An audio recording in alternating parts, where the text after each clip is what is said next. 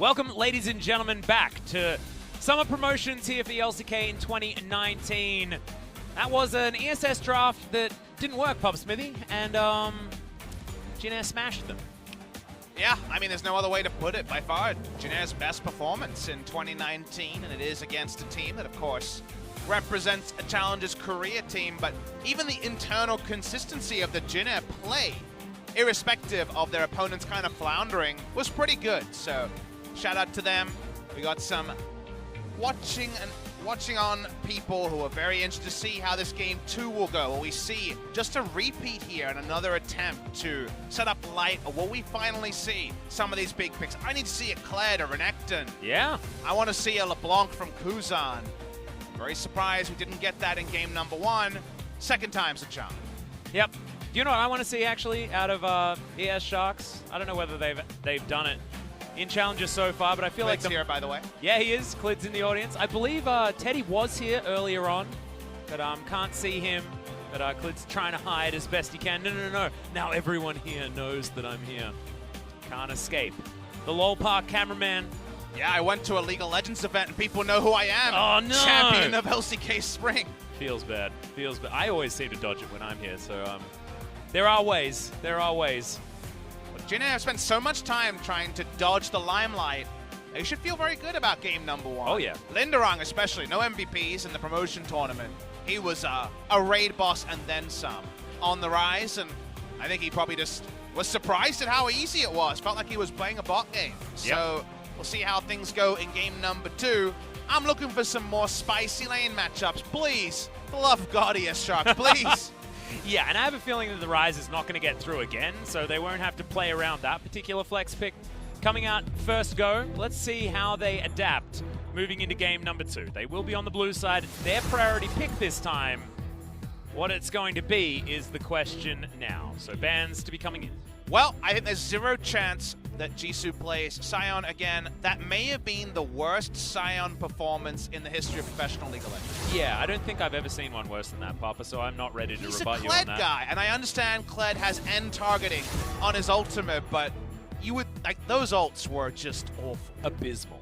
Just straight up the rubbish. Worst. Every single train was like a cataclysmic off-the-rails event. Well, that means probably something different game number 2, and in fact we're resetting other things. First pick Jarvan might be on the cards as Rek'Sai is being banned on blue side. Yep, Jin Air, what is their second ban going to be? Only got to ban 2 last time around, Lysandra and Aurelia. Silas feels like it has to be a red side ban at the moment. Means Aurelia likely to be left open for the side of the Sharks. Again, a Kuzan pick that we really liked into Silas, but that was a very matchup specific thing. I just want to see Kuzan win the rock, paper, scissors on a mid lane matchup. Harder to do on blue side. That was, of course, more of a red side opportunity for them.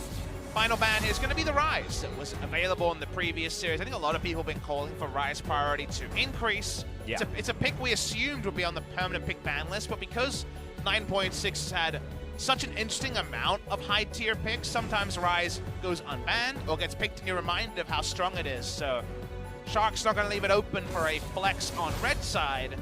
Let's see where people go when all is said and done. We have 6 champions banned this time, and we said with Rek'Sai banned, Jarvan priority is up. So Catch going to be going on to Comfort in game number 2. Yep, see where C's decides to go. Doesn't have to lock it in just yet as Jin Air. They can just go straight into Sona Taric if they feel like it. 13 seconds to go. They're the only team that's hovered it even so far. Yeah. In Korea. At least hovering the Sona. 6 seconds. Jin Air taking a little while. Tom Varus being thought about. I think Tom Kench Varus, you probably have to think as a duo. Braum Varus has been a duo before, but most teams don't like going that way. Hovering the Poppy, pick that I've talked about really wanting to see more of from LCK teams. C's been doing it over and over again so far with the Poppy and Teemo hovers. We're popping off with our hovers. Yeah. C's going to I mean, this would Waters be a strong Uncharted duo lane. An old favorite of mine. I actually always really loved the Varus Nami, but I wasn't expecting it. It's always Varus Tom Kench. Yeah, this isn't too soon. So Tom Kench is going to be locked in, and ES Sharks now to work out how the rest of their first round is going to shape up. I think here, a lot of teams just take their duo lane, right? Yeah, I don't want to show something. Pike I'd prefer something like an Aurelia, and then just one of your bot lane and get a bot lane counter pick later, where you don't have to show as much, purely because I think otherwise, so many more solo lane bans are going to be dumped in, and the chance of actually getting lane supremacy is going to be tricky. So let's see if they just go for entire bot lane. The Thresh here is taken with Galio and Tom Kench off the board. Does show proactivity though, which we like to see. Yep, GuGer undefeated so far on the Thresh in a couple of games, but they did have an 86% win rate in the regular season. That's a jinx. First round? Okay. There we go.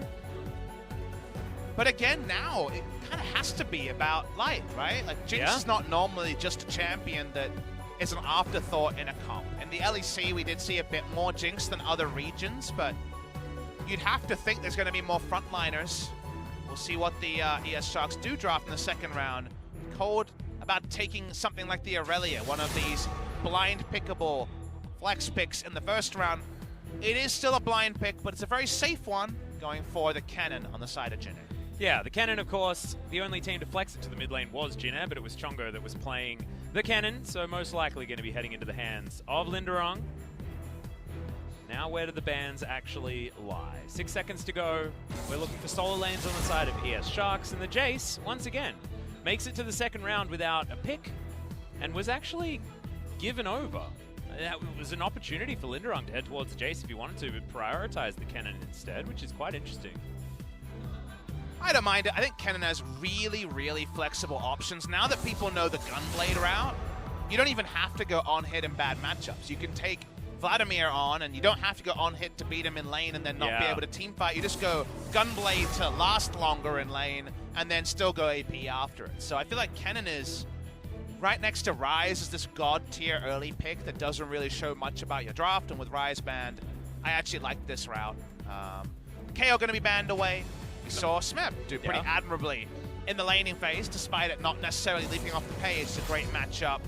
LeBlanc ban by ESS rather than against ESS. So Kuzan probably a bit frustrated that has to be invested into. Jin Air, they haven't got a jungler yet, and the board is really just Jarvan, Nocturne, Rek'Sai. Everything else so.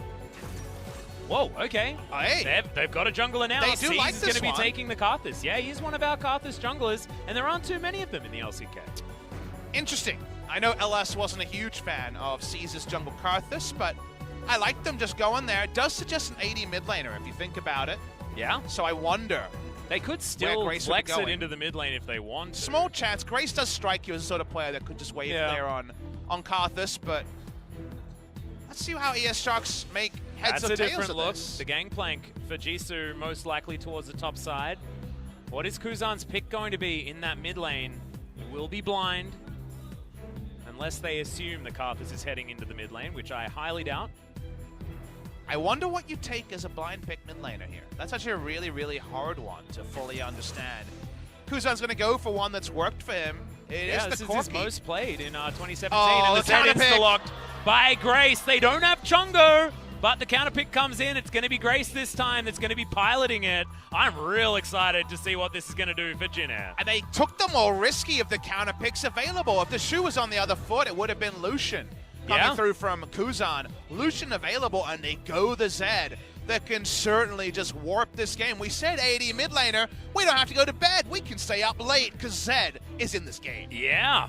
All right, let's see what Jin Air are going to be able to make of this one. Kuzan, oh my goodness, it's going to be a rough matchup here for this guy. We caught Teddy on screen as well, so a there pair of SKT Spring champions. They'll be going over to Vietnam before too long. I've been saying these very early Corkis, and just in this case, blind pick Corki without even a Lissandra option on the enemy side was bold. I think Lucian is the normal way to go, but the exciting way to go was the Zed, so this should be a fun one, Atlas. It feels like this second series is delivering in the picks, but it's not actually the ES Sharks, it's Jin Air. Yeah, exactly, and ES Sharks once again have themselves with this composition that wants to scale. They don't have a lot of winning matchups here. GP not going to win outright against Kennen in any realm. Early and game, Kuzan, Corki's fine. Yeah, I mean, you've got range versus melee in the mid lane, so theoretically Kuzan should be okay, but Jinx is all about that late game. See whether they can actually transition there more effectively this time. The Jarvan doesn't have to sit across from a Rek'Sai. It's going to be the Karthus, so assume that Karthus is going to be hoovering up jungle camps for the majority of the early game. Somehow this comp makes more sense to me than the enemy's comp, and this is the one with the Karthus jungle, so yeah. Strange how the wheels can turn. ES Sharks pretty abjectly poor in game number 1. Let's see their internal consistency. Let's see their laning phase play, because it's not like they have multiple counter picks, but this is backs against the wall already. Yeah, exactly, and I feel like once again, Jin Air do have a very exciting composition and one that makes a lot of sense. See if it works in game 2.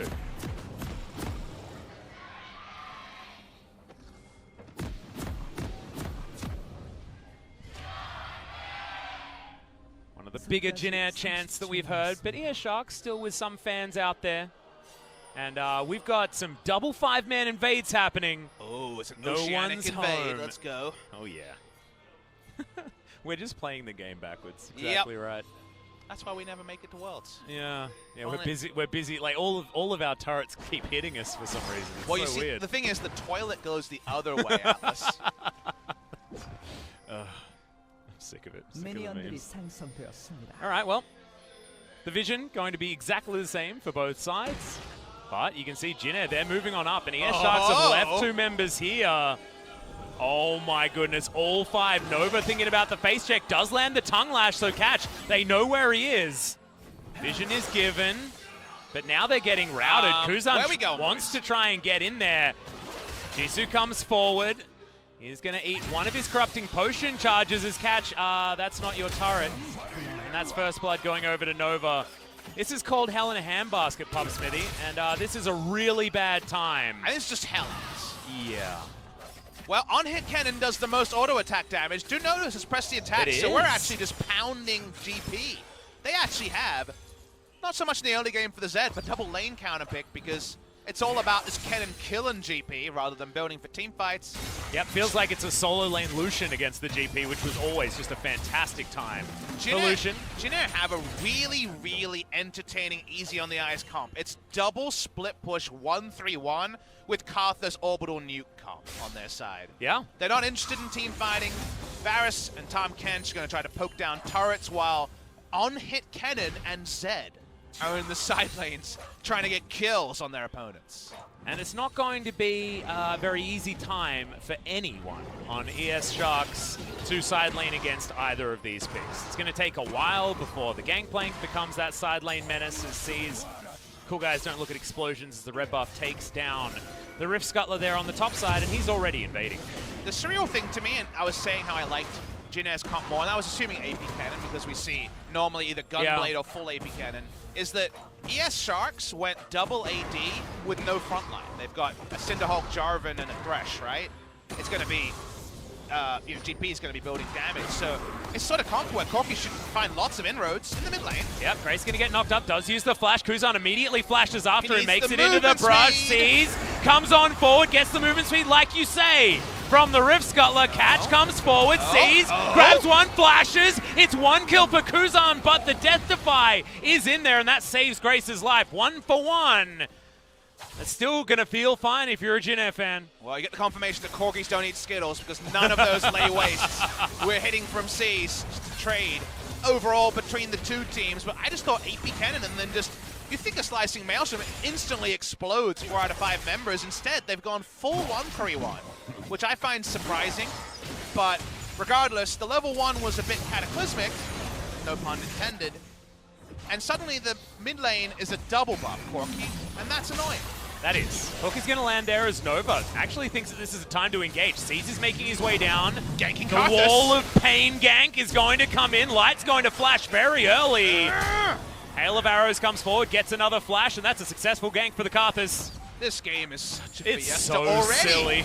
Well, Kuzan's looking for Grace. He's going to get slowed by the red buff. Gatling Gun doing some work there as well as GuGer getting chased out of his own jungle by a Karthus, which is just ridiculous. He loves Skittles on the side of the Thresh. Light comes on forward. He's going to need it as Nova. He flashes on in. He has the damn... Oh, this is just ridiculous. Root flashes forward. Light grabs one of the kills. The Wall of Pain not going to find the slow. The Death Defy comes forward. It's a good knock-up there from Catch as Root is trying to do what he can, but the Smite will keep Catch very much alive. here underneath his inner turret. Remember, guys, this whole while, Jinx has been denied about 2 minion waves. I didn't watch Expendables 2, but I feel like I'm getting it now, Atlas. That's exactly right, and Root is certainly in that line of fire. He's trying to do damage to catch, but Kuzan's here. He's still got that red buff like we were talking about before. His Corki is real strong. 2-0 now. And this game is really weird. If you turn your brain off, it's really entertaining. And as an analyst, I'm going to be just following on and shouting and hooting and hollering because yeah, you don't want your brain on for this one. You don't want that. The first 5 minutes, either a 30-minute VOD review or a 0-minute VOD review. You know what I mean? Well, this is what happened earlier. A lot earlier. A conga line of action. Grace was so desperate to get to the movement speed to get the hell away from this. Cease decides to go all in, which, you know, is a decision you could make. You should admit that Dark Harvest is the unique thing he's getting, right? Because if people get low and lots of damage is gone left and right, you'd like Karthus getting the Dark Harvest stacks, and he does scale better with gold. Speaking of Karthus, this is quite deep. It is, and the Wall of Pain did a lot of work there, but thankfully the hook lands. And GuGer does get that aftershock, but and everyone Defile just wants to keep inside the belly of a Tahm Kench. Yeah. Same thing with the Crow Storm as well for you 6 players at home. And Root, the culling. Root has the only moment of skill in this. It's the actual Q, which is very, very nice. And Corki, the Corgi does go for a big walkies to the bot lane and find a kill. Yep, and Root, in fact, had the ping of the Corki very, very early, but realized that he actually just had nowhere to go. Often, the promotion tournament is the palate cleanser after a titanic fight. Yep. However, we didn't get a titanic fight. SKT just won easily 3-0, and yet this is still a palate cleanser in some ways, Atlas. It's certainly very different. I'm going to go with, we need as many of these words as possible. Different, unique, unorthodox, strange. As, yeah. This is it's an odd one. 45 CS for the cannon. Press the attack. My favorite part about this game, and also C's as a player, is that we had, of course, our favorite son, LS, colding upon Karthus jump. Where the hell is it? Every single game, he's making some meme about where the Karthus is at and not being there.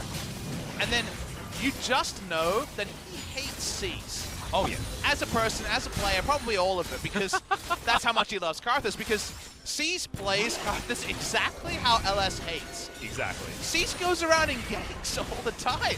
He's jungle proximity is the highest of any Karthus in history. I really hope he doesn't go for coup de grace. He should definitely be going for the deal more damage when you're on low health. Yeah, oh yeah. Last stand. He needs last stand. He needs last stand because he just ganks. It's beautiful to watch. Well, I mean, he's ganking a blue buff right now, so that's certainly good news. Zed doesn't need it so much. And there's a lesson for LS to learn. Be careful what you wish for. Well, you wanted the Karthus. Here is your Korean Karthus. He wants AFK farm Karthus, though. The most He didn't specify. Yes, he did. He specified so many times, Papa. I was there. Before the C's, before C's came out, he didn't specify, and C's a creature of habit. Well, he's a creature of the wrong habit in our minds. Not because I don't like ganking Karthus. I think it's fine. I'm just, I can feel that LS might leave the desk next time we're on broadcast together. He's done it before. So he's going to stay out of vision here as he's ganking once again on the Karthus. Yeah! That's the way I like it. Mm-hmm. Oh no, here we go. Ganking an Ocean Drake. That's what I'm talking about. I think he's pretty good at Ocean. Well, Catch is pretty good at finding Karthuses by the looks of things. Clears out some vision there as well. Do you now have first rotation? The Ocean Drake almost gave away the Karthus' bot lane because it shows, hey guys! Hey, what are you doing? No Mordekaiser, so always conspicuous when Ocean Drake goes for his walkies. Only the Corgi should be going for walkies in this game. Grace wants to be running in the Corgi. A bit frustrated about this jungle camp. Yeah, exactly. Catch seems to be there over and over again. The package has been picked up by the Welsh Corgi, though. Kuzan doing okay. Lindarang with a big minion wave that's on his side of the map. Feeling pretty comfy there, but Jisu went back home finally. Has the Sheen built up, as well as some Ninja Tabi for some extra movement speed and some damage reduction. Not often Cease comes you on take over the Drake next to Tahm Kench Varus, but here we go. Yeah, Flame Chompers are down, but the ultimate lands there from Light. Trying to do what he can. Kuzan dives forward with the package. He's flashing. He's trying to get on top. As Grace gets one kill, but it's a double for the Jarvan. Requiem does basically nothing there as Kuzan's able to get out behind enemy lines. Nova's hunting him down, Grace there as well. I have a feeling that the Corky's not going to get out of this one. Does get in there, but there's the ult. And Grace will be able to get rid of Kuzan eventually. It was an odd use of his spells, but eventually all of them piled on top of the Corky was enough to kill it.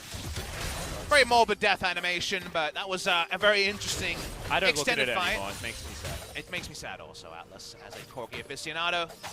2 for 2, but the Drake does go the way, I believe, of ES Trucks. It might have even released, who knows. The Drake wasn't the point by the end.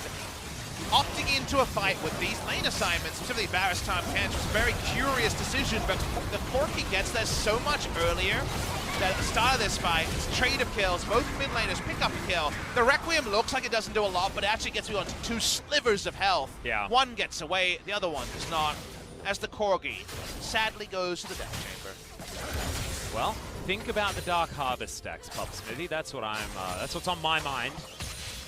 Lindarang is just trying to farm things out, has himself a cull as well as and the Ocean Drake was actually never completed. Yeah, the Sharks now have an opportunity to head towards it if they would like. This game going much better for them. They are 500 gold behind, but they're probably pretty happy to keep playing this one out. Dark Passage is taken, Flag and Drag is taken, and the Ocean Drake now belongs to ES Sharks. Getting Drake around their weak lane is pretty big for them. It's after the Rift Herald had already spawned. I think that honestly Siege should have been on top of this objective kind of a minute ago, right? During the replay that we were watching. So very, very strange to see C's bot side. They already lost the objective here. The strength is around the on-hit cannon that's busting the GP in the 1v1. So go take the Rift Herald. It should be a free. Well, at the moment, he's going to be taking Bertha on the bottom side of the map. Sees will deal with that, and looks to be heading back home to finish off. Here's Runic Echoes. Lindarang up here probably needs a gank if he wants to kill the Gangplank, but he keeps sending him home, which is good news for our little Pikachu guy. But sadly, that good news doesn't extend to turret plays. He hasn't been able to get any as on-hit cannon, which is not where you want to be. He is going into some investment. It's not the Kleptomancy that we're used to. It is going to be the Cull that's close to being cashed in, but this is because Karthus has been kind of fiesta fighting on the bot side and not looking for Rift Herald or even just a zone away of the GP. You can just enter lane, throw down a wall of pain, and make Jisu leave lane. So Jisu getting a free lane is eventually going to be a better team fighter than Cannon because it is the on-hit Cannon. So given that, it feels like ESS are getting more than they deserve in the early game. And also, I mean, Jisu now has the Ninja Tabi, which works very well against both Zed and the on-hit Cannon. And if he is able to accelerate already with a couple of assists from the Cannon Barrage, it means that he will be able to threaten in a side lane. And that is going to ruin what Jin Air want to be doing. As Lindarang going to get flashed on, Slicing Maelstrom comes in, Cannon Barrage not going to be enough. That was so close to a solo kill from Jisu. I guess he just tried to instant cast the Cannon Barrage, but flashes up, he's out.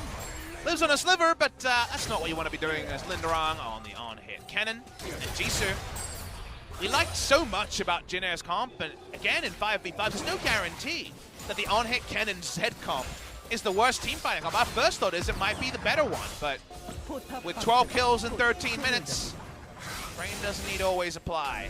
Just as much action has come out in this early game, Karthus walks up and sees, still didn't find that Rift Herald completion pre-14 minutes. Yep. Ganking Karthus found himself a champion, so of course he's going to be trying to throw some Skittles at him. It's like Halloween. This guy's giving everyone the treats. As Lindarang not going to get hit by any of these barrels so far, but Wall of Pain comes in to try and get catch there, and neither of these top laners have the flash, so this is prime territory to get these junglers up there finally. Summoner for Summoner is always going to be advantage to the poorer laner of the two, and that is GP. In this particular scenario, Kuzan roaming up, and ESS may be surprised to see it still on the map. But going to probably just pick up an unanswerable Rift Herald here, as Jin Air Greenwings just never actually made the trip to pick it up. Yep, it was a double reset that came in from both C's and Grace, and therefore that is going to be Shelly gifted over. Flame Chompers deny them from moving into the river, as Nova does slink his way forward. Jin Air considering a team fight attempt. Jin Air now just going to be able to get a bit of a shove here into this mid lane.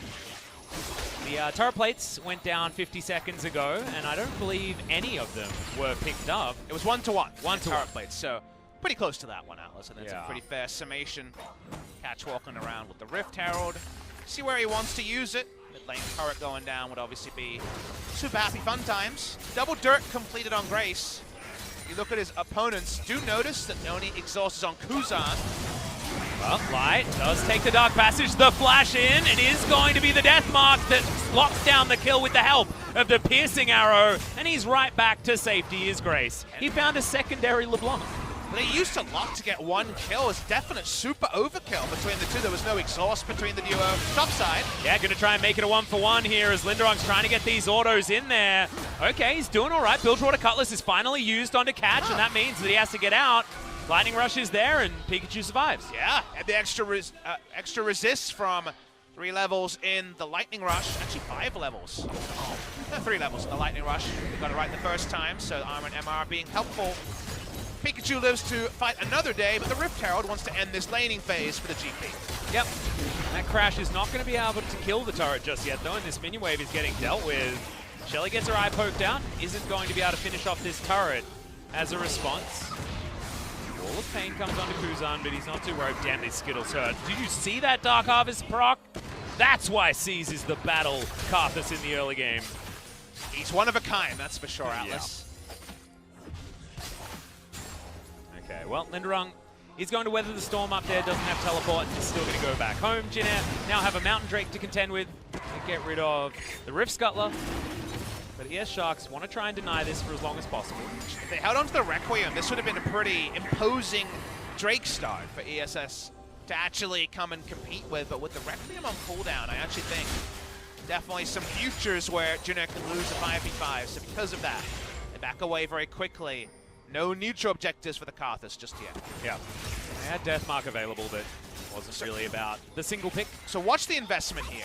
Let's hold the point then. We're going to watch a Cannon Barrage on the bottom side. Nova does get the Gobble up onto the Varus and will spit him out and goes aggressive as well as Catch going to get ulted. Light in trouble now as Seas does eventually kill him. It's one more Skittle to be eaten. Catch flashes out of the way of it as GuGer into his stopwatch. Grace underneath the turret gets himself immediately back out again as the big one almost kills him on the back end. Dark Passage is sitting there. Kuzan can grab it if he wants to, but he wants to try and clear out some minion waves underneath this turret. If that second kill had come in where they lay waste onto Catch, I believe Requiem will be off cooldown thanks to Presence of Mind. Doesn't get that kill, no Requiem will come down.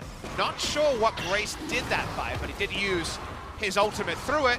Finally, the objective, though, to the side of Jin. Yep, Mountain Drake is going to come in. The amount of lay wastes that are missing is actually breaking my brain, Papa Smithy, but he did hit a few of them on Delight. He was way better this time, and it is an ability that's very easy to dodge. This was actually a better look coming through from the Karthus. If you consider, he actually starts way away from this, so Karthus is walking down.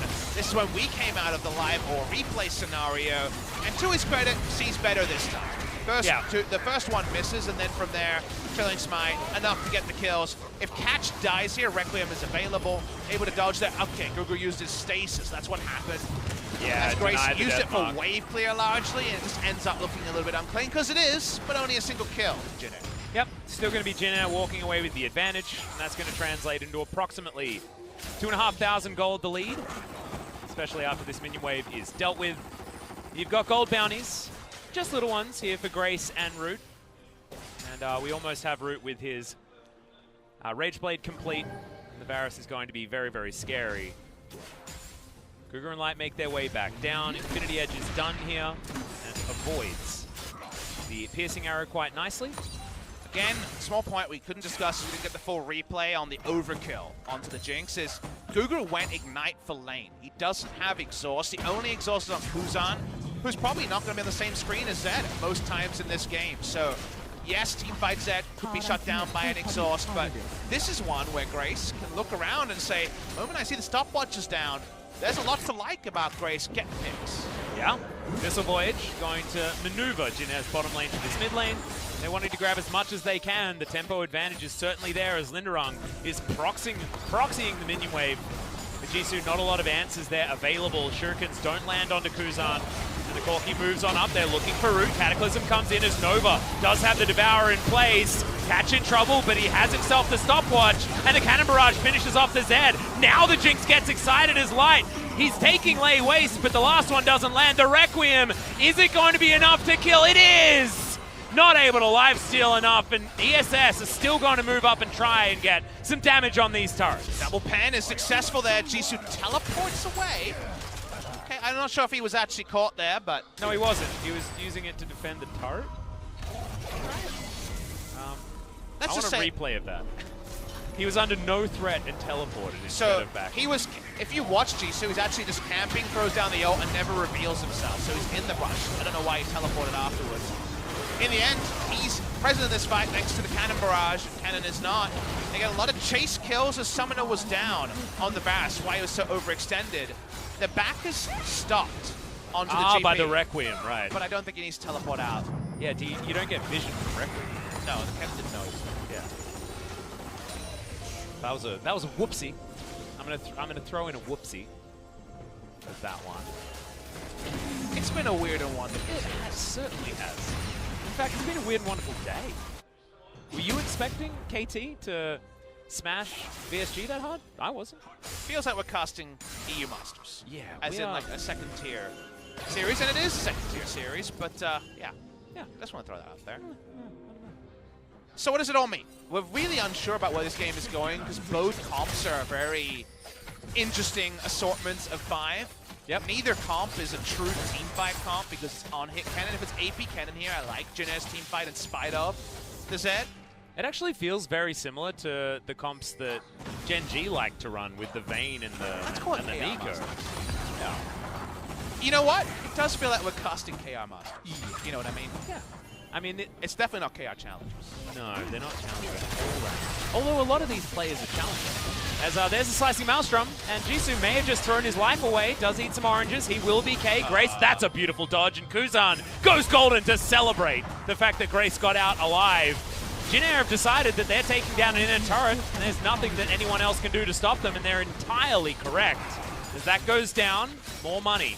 Over to Jin Air, but Light is just soloing down this outer turret pretty easily. In the mid lane outer turret and the inner bot lane turret, it's always pretty hard to find equivalent factors on. Yeah, Light's more into the CS here. He knows under no threat, given the rest of the team was bot side. Gold for gold is a 2,500 gold lead currently for Jin Air. The double flat pen from C's doing big damage. Always a talking point whether you should upgrade your Oblivion Orb or go into a Needless Large Rod. Is that something here where there was item space to go Needless Large Rod, hold on to Oblivion Orb, and not upgrade the up to the Merlinomicon. If you look on ES Sharks, Jisu obviously has the oranges. Otherwise, there's not a lot of healing here. So this is a Needless Large Rod game for me, but you know, it's one of those closer ones to find equivalents. I feel like it's okay if Kuzan is going to build something like a Death's Dance later in the game. Light as well will pick up some lifesteal, but it's really minimal, all things considered. Yeah, I think you get much more value early from a Needless Large Rod, and a front-to-back team fight with a big Hecarim. Yes, Merlinomicon in this game. I don't know. Well, we've got some barrels in the brush.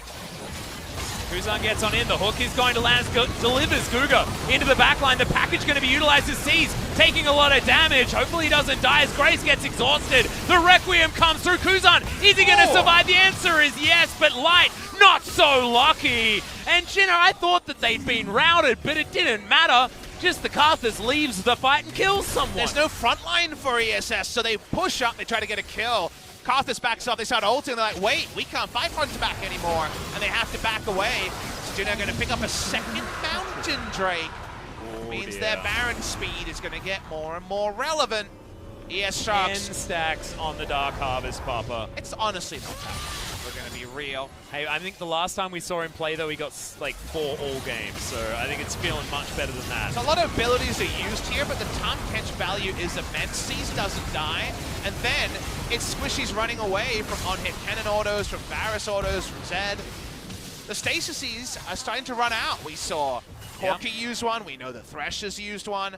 I believe Jinx is down one as well. So the only stopwatch was on Jarvan. He doesn't use his. He turns it into a stone plate. The next Karthus ultimate is very likely to kill. And I know it's a Captain Hindsight moment, but Kuzan would have died if he went into this large rod. Yeah, that's probably true. We'll see whether C's is going to be able to continue to strike fear into the hearts of ES Sharks players. 4-3 and 4. He's repaired his scoreline that was looking a little bit sad from before, with his 3 deaths that he did get very early in this match. He's farming effectively, not quite as much as a lot of our challenger Karthus players that we've seen, or Karthus players around the world. It's not what we expected from Karthus, and it hasn't always been super effective in this game, but it's his playstyle. He really is the most active Karthus I've seen in a very long time. And the Wall of Pain ganks, man. I wasn't expecting that one to be something that we can relevantly talk about. And the thing to remember is, if you play like that, it's going to probably be a high kill game. It's not quite kill a minute, and we had 700 kills at level 1. Yeah. But in a high kill game, where it's more solo queue-esque and you have, say, 40 kills in 40 minutes, you're going to be closer to 40 Dark Harvest stacks than 0. There's going to be more gold on both sides, but if you give unlimited gold to both teams, we kind of like Jin Air in most scenarios. It's unlikely that Kuzan and Light will both be able to focus the same fight with no front line. So actually in an unclean game, and maybe Karthus and his active playstyle has provoked an unclean Fiesta-style game, you actually prefer Karthus in a Fiesta. Yeah, I think so. There's a reason why Karthus has a huge win rate in lower tiers of League of Legends. It's absolutely true. Zed as well is someone that can take advantage of chaos very effectively, and right now Jin Air are doing exactly what their comp is built for. They've got 3 parks in the mid lane, they've got both of their ninjas in the side lanes where they belong. They got a cannon that only is good at killing one person in the side lane. Yeah. So not ideal. And rotations. Oh, there we go. The Abyssal Voyage gank onto a control ward. Control ward. That was control ward so was effective. super dead, man. Oh. They were really gutted to see the control ward The there. deadest control ward. I've never seen a control ward that dead. Or get that much value. It got an ult and time. It did. Probably higher value than Nigel. Jinx has a 14 vision score. Karthus has a 20. Sorry, Cannon, GP has a 20. That's a really low vision score. That is an extraordinarily That low. tells you the people can kill it. Yeah. Well, Lindarang good also at hitting targets. Yep. And he's also pretty good at killing them. As, once again, Jin Air not going to be able to start the Baron. Now they have double mountain and the enemy will find it hard to face check. So actually, And they have so much Baron damage in this comp. So I don't mind them making the game about Baron. With these lane assignments, this is one of the few times we're taking in a turret on hit cannon, one of the few champions that actually much prefer to be fishing for inhibitor auto attacks rather than necessarily TP flanking. Well, Light, he's going to do his very best to try and get himself to some items that feel good. He's got a pickaxe. Not entirely sure what it's there for. It's so dead against yeah. Karthus plus Zed. If that pickaxe is building towards Material Scimitar, I am really angry at Light for not building QSS first. Well, yes, Sharks are taking advantage of a full reset from Jin Air. Jin Air taking their time, and that's a lot of AD. Yeah. So where are the blue trinkets? Okay, they're not going to be able to finish it in time. I'm actually surprised it took them that long, as the Wall of Pain does go down, but doesn't catch. As Grace, he was looking for it. He was aggressive. Doesn't get forward. I'm aware that was an awkward thing to say, but it's Catch's fault for calling himself Catch. It was catchy. That joke is the most beautiful epitome of this series I have heard so far. It's nothing more than ESS versus Jin Air Game 2 deserves. Absolutely, absolutely. If I could, you know how they say a picture, you know, paints 1,000 words. Sorry, is better than 1,000 could words. I redeem my EU Masters meme for 1,000 words about this game? Yeah, you can trade that one in. As Lindarang trying to get the autos in, but Jisu too much damage. The Requiem going to come out. Is he going to die? Yes, he is. That was a rocket to the edge of Runeterra and back. See where the Light was hoping that one Good would come all the way news! back The Merc around. Scimitar's online. Oh my goodness, I am so bothered. Because I thought, oh no, there's just nothing that could have been good. Well, Infernal Drake is going to go down. That's going to go to Jin Air very easily. They augment 2 mountains with an Infernal. And if you've got all of the champions that Jin Air does, you feel fantastic about the Infernal Drake. I mean, normally do anyway, but this is particularly good. QSS, the Varus ultimate, but otherwise the QSS value seems very, very low. Yeah. What do you build, though? I guess you build a GA as fast as you can, right? Yeah, GA or, I mean, Hex Drinker feels okay. The problem is, if you die once, you almost certainly die a second time. Yeah.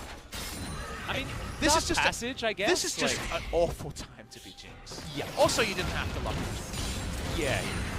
But, you know. He did, and now we're here. And he does have a fair bit of farm. He's only a little bit behind Root in a game that Root has had a lot more comfort in. Root's got 3 items, and Light has 3 items as well, and we're getting to late game Jinx territory. Hook is going to land there onto C's. Devour is available, though, to deny any value. Dark Passage, this time going to be taken after a trade of auto attacks is won by Light. Light last team fight, they win it. And that's probably the easiest way to think about this game. Catch, and a bit ships in the night, but have a big vision advantage over Grace. He's mid lane. Light's dead. Yeah. See, man. He didn't use his Merc Scimitar. He didn't. He was trying to click on a lantern that had a pesky control ward on top of it.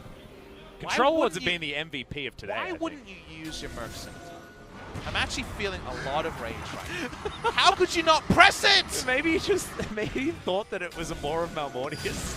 Because that's what it should have been. Is the ultimate not going to land on a Kuzan, but Grace does have his. Exhaust comes out, Deathmark not enough to kill. Requiem's going to be, though. See you later, mate. Guardian Shield. Oh, that's a cute idea, GuGer, but it's not enough. And now the Baron will go down.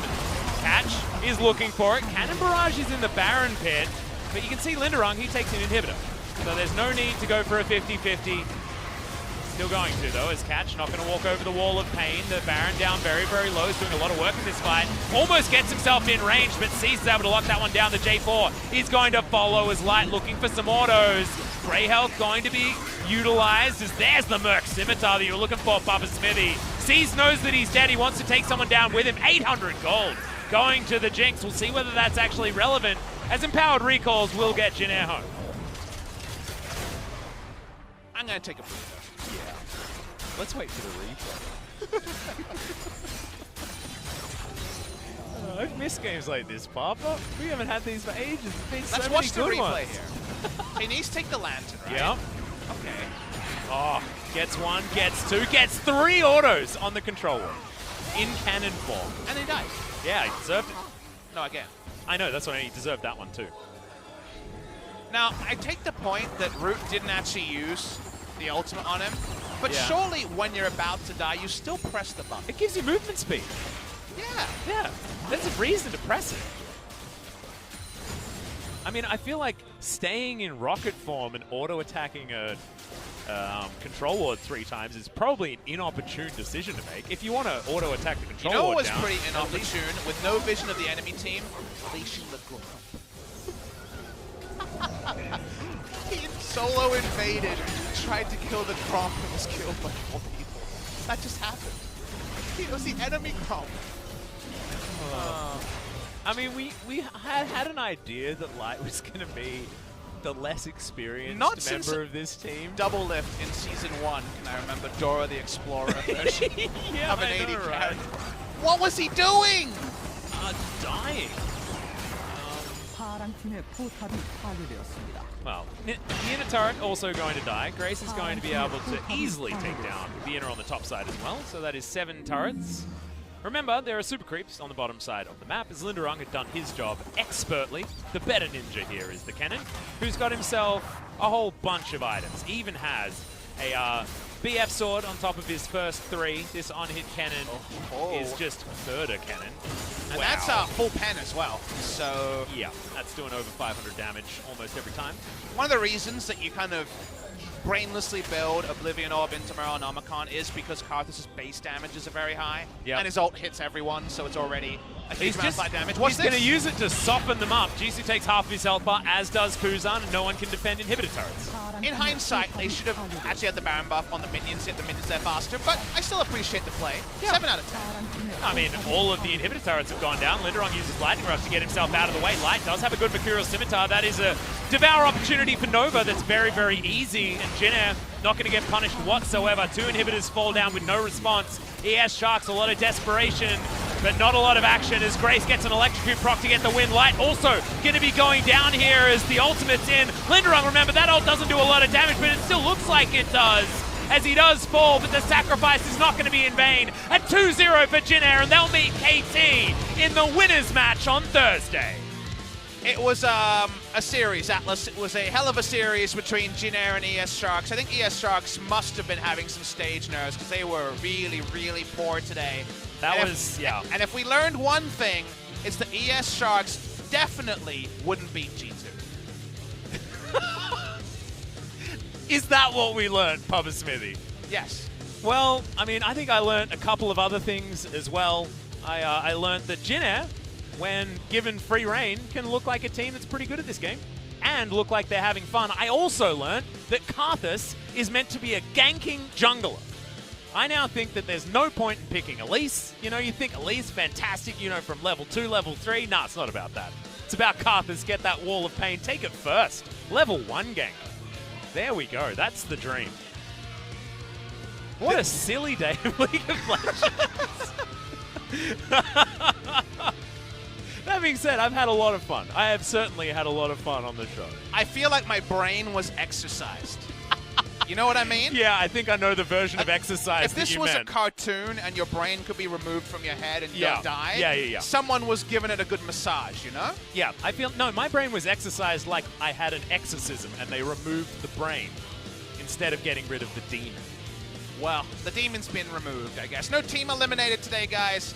ES Sharks, you'd imagine, have to come back stronger, and it will be a rematch against VSG in the losers match. That's played on Friday. Thursday, we have Jin Air versus KT, which, if it's the regular season, we don't see this Jin Air, and KT, you know, probably bumbles their way to a pretty comfortable victory. But this Jin Air, you know, it was weird and wonderful, but it was really effective. It was. And suddenly, you don't know what to think about the series, because I don't know if we should have said that we learned much from today, apart from them Jin Air weren't just done. They were ready for a fight. They were very aggressive in game number 2, and they pick up the victory. And they also picked a whole lot of champions that they wanted to play. They had a whole bunch of fun, and they walk away with a 2-0.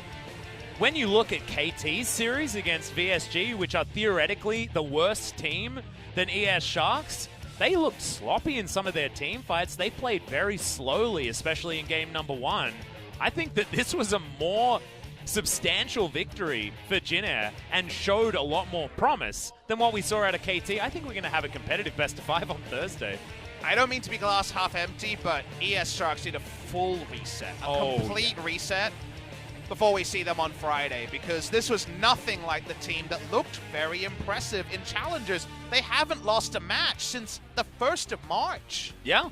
They went on a huge win streak, and then have been watching on for the last couple of weeks, and whether they're out of practice or in a funk or, you know, just finding it very difficult to step up to the low park stage. This was a team completely out of rhythm, and they need to throw away this performance, which was honestly abjectly poor, and regroup and remember how they won all those games in Challenge. Exactly. I want the Renekton back. I want this Kled that they showed they were so good at in the Challenger series. I want to be able to big up this team that we saw have so much promise in their victories. Unfortunately, we have nothing good to say about this squad at all. It's like we did research for the wrong team. It almost feels like we told everyone to bet on one horse, and it turns out we were prepping for the wrong horse. You know what I mean? Exactly. But like, the ES Sharks were very impressive, and yet in this series, they were impressive kind of in the opposite direction, where we haven't really seen a best-of-3, a team play quite like that. Jin Air had a really rough season, don't get me wrong, and there were some games where they seemed mentally defeated at 10 minutes, but somehow this was different from ES Sharks. It was so all over the place. It was really, really peculiar. It was very, very strange, but it was a lot of fun. We got to see the Zed out of Grace. Not quite Chongo's one-trick Zed, but it is at least Grace coming onto a pick that he does look very, very comfortable on. And after playing LeBlanc being so devious, he was able to do the same thing on the Zed. That was certainly fun. And sees Rek'Sai and then straight into the ganking Karthus. It's good times. It was 3 hours of League of Legends. It's another 1.5 hour series. Yeah, wow. So only 3 hours of, I guess, gameplay is what we would say here, because there was also breaks, and also the games were very silly. But the games are over now. I assume we're talking to Grace. I think he might be the MVP. Could be Grace or Nova of Jin Air. Actually not 100% clear, because we don't have captains. Maybe we'll be able to have a better idea after this highlight. I want to talk to out. C's, man. This guy. Yeah. I want to understand his theories on Karthus. The best thing about it is, if you watched his pathing, and you just had a red dot sight of his pathing, and you told me it was a Kindred, I'd believe. Yeah, exactly But right. it was a Karthus. If you told me it was an Elise, I'd understand. That's why I made the joke earlier on. It's just crazy. I mean, GuGer had a decent time. I felt like a lot of his hooks were pretty clean. He did have his lands in the right place, even though people possibly weren't able to click on them. But this was an example of a ganking Karthus working out very effectively, and I want to hear from LS. Just want to know his opinion and how tilted he is. Yeah, because actually won, right? So. Yeah, I know. So he's like, this is not how this wins. I mean, hear it now. There are some asterisks in a lot of the wins and losses in this series. Yeah. You know? Well, we're watching them right now. As this is ES Sharks winning a fight that Jin Air decided they wanted to lose, and then it didn't matter because Seas has some Dark Harvest stacks and a Karthus.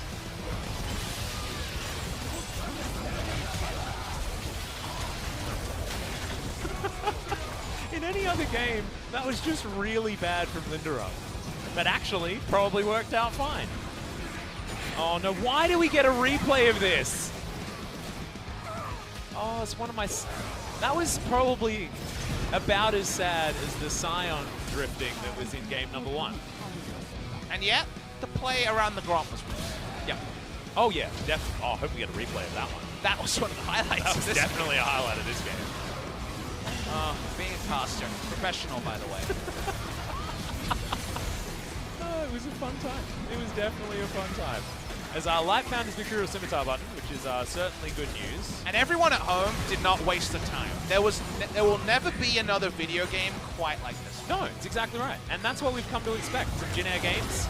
One way or the other. This time it was a glad playing scenario.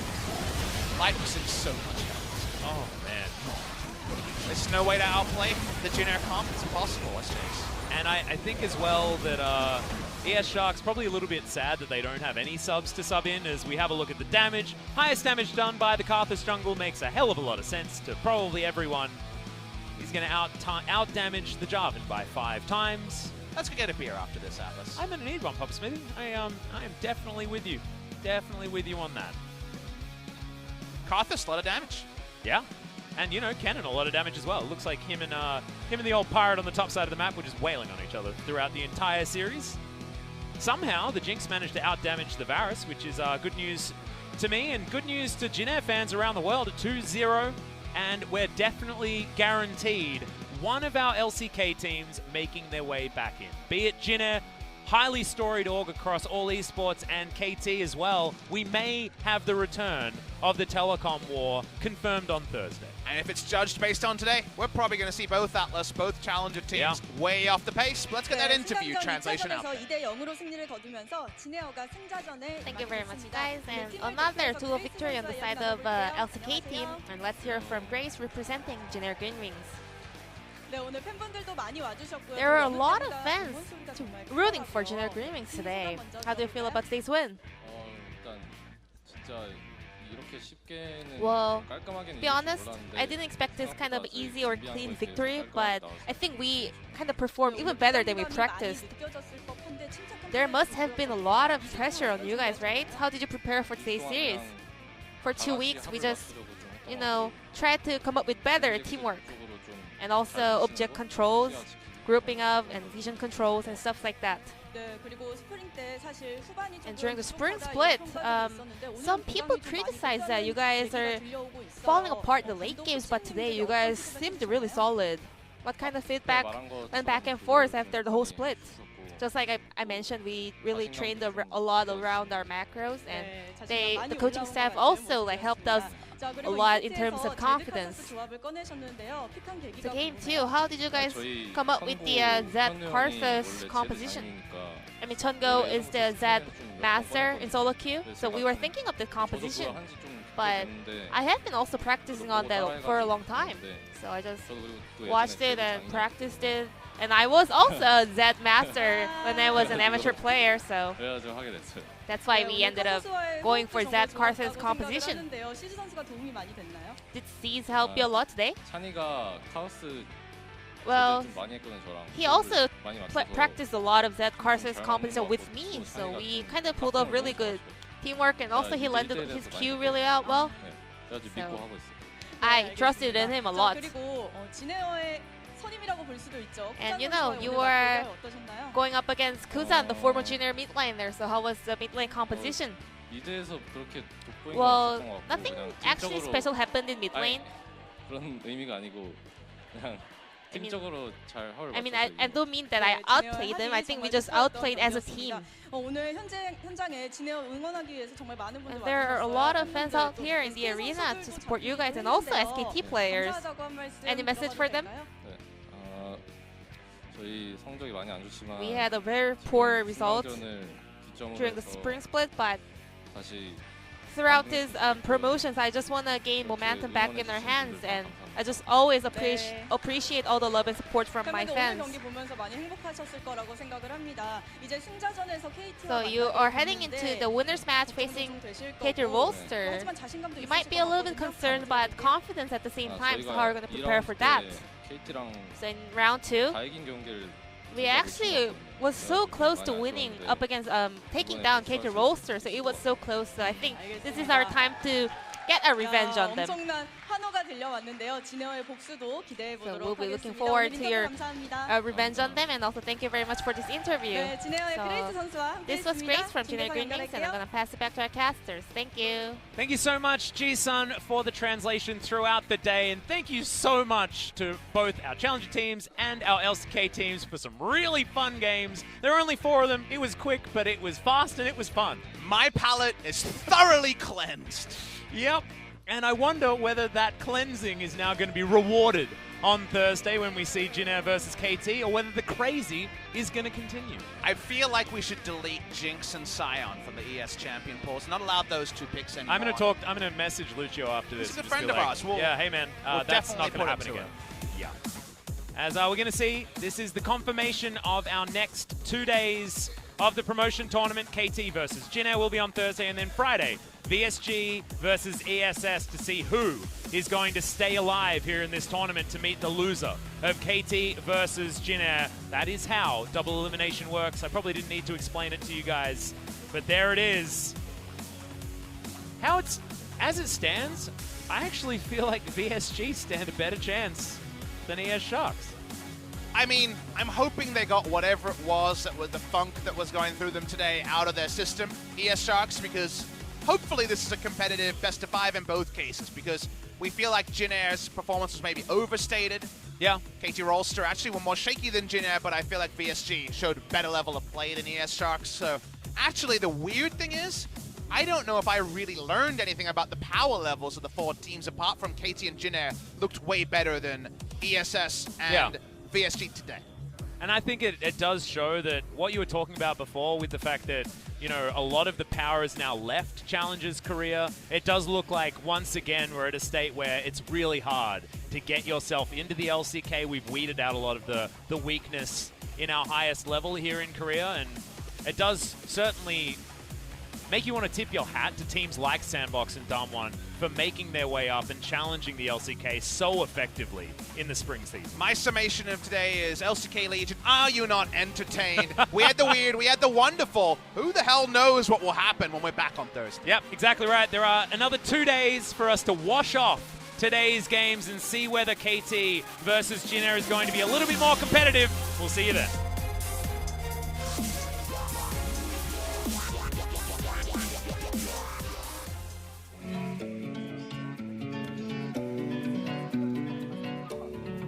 You take me higher when I feel low, make my world brighter when I'm alone. I keep on rolling, all with your fuel. You're like my gasoline that makes my dream come true. 'Cause this is the beginning.